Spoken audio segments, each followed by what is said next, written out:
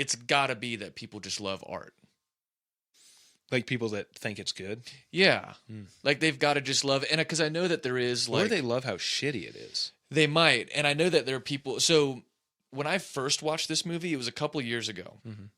And it was random. We just saw it on Netflix, and you weren't there that night, but it was like me and a couple other people, and we watched it, and we had a blast with it. And I will say, I had a blast watching it tonight. Sure. I think, and the reason why I think it gave me everything that I wanted was because,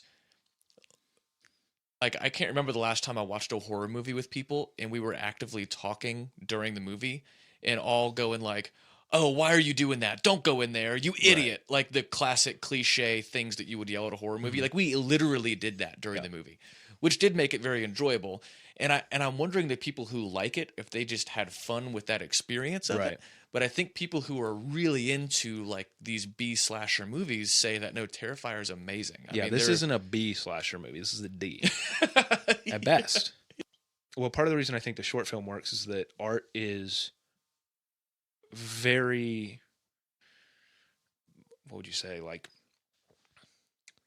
mysterious. Like he's not fleshed out in any way. He doesn't have a lot of screen time in terms of a percentage of the film. In this movie, I mean, the main villain is on screen about 50% of the time, which for at least 50%, which for a horror film is not the right way to go. If you watch something like Sinister, which is a pretty good horror film, in my opinion. Ethan Hawke? Yes. Yeah. Okay. Like the actual villain himself is on screen for like, a minute, maybe a minute and a half. Yeah. Like when you just show the villain constantly, it does have the effect of he becomes familiar. So he's not scary anymore because you see him all the time. Yeah. And maybe he's not supposed to be scary. Maybe it's not supposed to be a scary movie, but it's not thrilling either because they kill the main character halfway through. Or I guess maybe Art would be. I guess who would have been. He pulls back the curtain, and it's her friend Dawn, chained up, upside down, spread eagle, naked. Then, what proceeds to happen, which is by far the best part of the movie.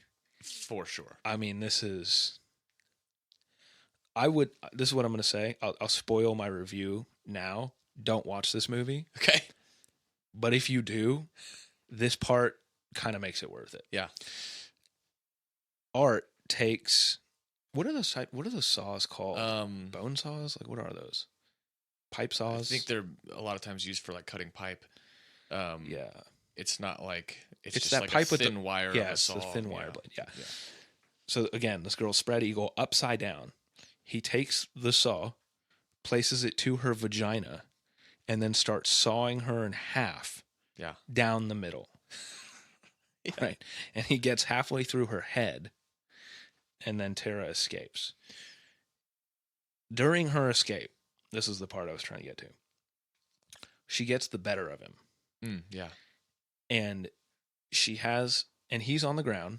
She's got this like wooden plank. She has like a giant 2x4 type thing. She's beating him with it. She stops. She starts screaming at him to get up. She's doing that shit that wrestlers do. Yeah, literally. When they're trying to hype up the crowd. Yeah. I'm like, you just watched your friend get sawed from the vagina to her head by this guy. What are you doing? Yeah. And then as soon as that happened, not that I really cared what happened to her before. I guess this is what happened. I was completely ambivalent about her fate prior to that scene. And as soon as that happened, I wanted something worse to happen to her.